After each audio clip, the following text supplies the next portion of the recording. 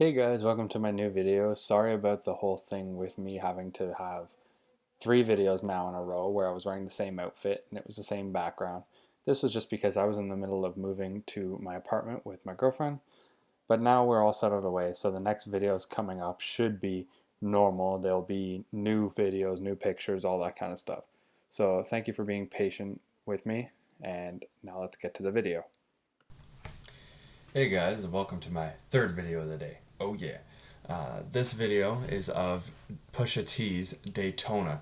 Now, I know this came out about a year ago, in May of last year, but I wanted to review it because people said that this album was incredible.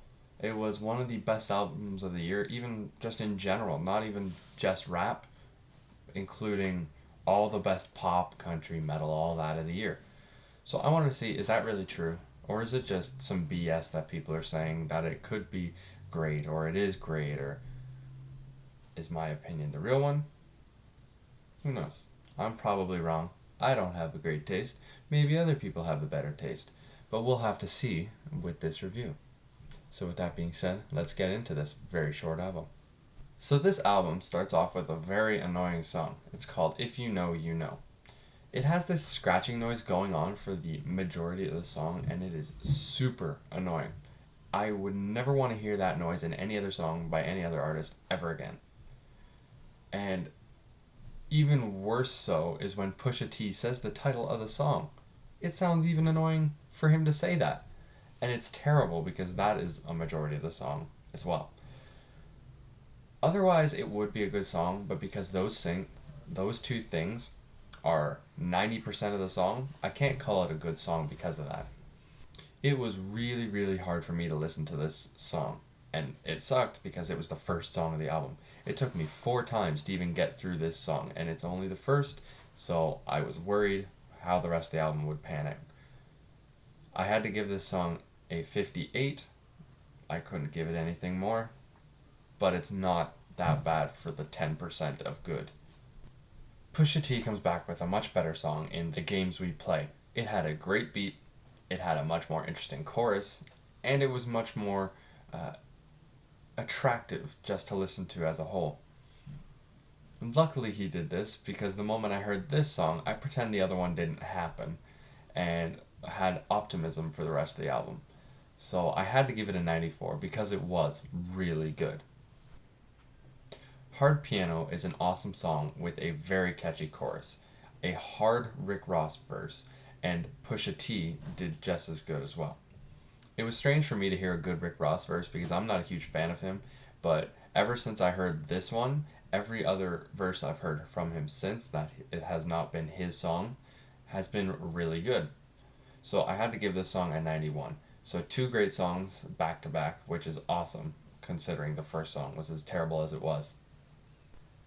Comeback Baby had a good chorus. I actually enjoyed this one, surprisingly, because it wasn't my type at first, but once I heard it for the second time, I was into it. The bars were also very good throughout the verses, and it was enjoyable to listen to, but the beat during the verses was not good. It was extremely boring, it was stale, it just didn't have anything, it didn't have substance. So I could only give this song a 72 because it wasn't bringing the substance in the backing of it, but Pusha T did bring his best. I've heard Santeria has been one of the best songs of the album, and it was very popular. I heard it was one of the best he's even made as a whole in his entire discography, so I had to obviously put a heavy lens on this song. It kind of did the same thing as Comeback Baby, not in the way that they were sounded the same, but because the chorus was good, the verses were good for the bars, the beat was stale and boring. Luckily, though, the beat was less stale. It was just a bit boring.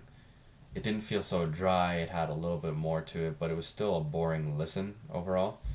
So I have to give it a 76 just because it was missing that good beat that would make you more interested in listening to this. The next song obviously must be a shot for Meek Mill.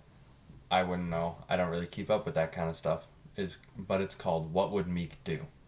It improved further on the ideas of the past two, with making the beat less boring, and Kanye adds a little bit of his extra spice, you know what I mean? So I had to give it an 81 just because it wasn't nearly as bad as the other two, but it was still a little stale, a little boring. It was missing just that like final touch, the little flower on top of the princess kind of thing. The improvements stopped on the final song.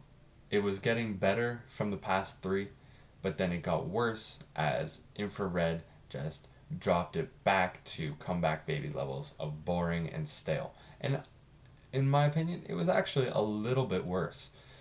I wouldn't listen to this song at all. It was easily my least favorite, and apparently this was part of the beef with Drake, and it was not good. It shouldn't be considered one of the better ones that was in that beef because it wasn't. So I have to give it a 70. Easily one of the worst songs of the album, but it was okay. It was better than the first song for sure. Overall, this album was okay. It had some high points in the games we play and in hard piano, but the rest of the songs kind of didn't live up to what I was hoping for in this album. Now, if you look at an album as only being good for if it has two or three good songs, then this could be the album for you. But for me, I can't have that as a great album just because I like an album that is pretty consistent with being decent throughout. With that being said, the first song, oh my goodness, I cannot listen to that again, ever. It was so tough to listen. If you know, you know. If you know, you know. If you know, you know. I am done with hearing that line from Pusha T. I hope I never hear it again. It was not good. But overall, this album did have a mixed average of 78, as those two high songs definitely counteracted for the two low songs, and the rest being mid average to high average was what drove it to be a little bit better than some of the other albums I've been reviewing.